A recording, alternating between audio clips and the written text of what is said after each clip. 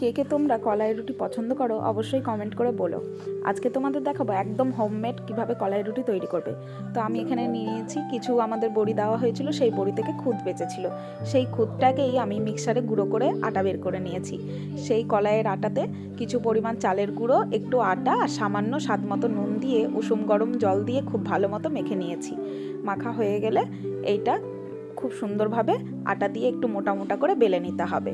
তো এটা আমরা তো হাতে বানাতে পারি না, এটা যেমন দোকানে হাতেই বানায়, তো হাতে বানাতে পারি না বলে বেলে নিয়ে খুব আস্তে আছে এটা সেঁকে নিতে হবে এপিট ওপিট।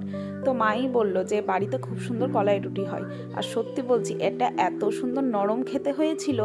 আর এটার সাথে আমি একটা চাটনি করেছিলাম, সেটা তোমাদের দেখাচ্ছি। দুটো বড় সাইজের পেঁয়াজ আর কিছু পরিমাণ রসুনের কোয়া আর 4-5টা কাঁচা লঙ্কা আর স্বাদ মতো লবণ দিয়ে এটা পেস্ট বানিয়ে তার উপরে কাঁচা সর্ষের তেল দিয়ে এই চাটনিটা বানিয়ে নিয়েছিলাম। এটা জাস্ট মানে রুটির সাথে জমে গেছিলো।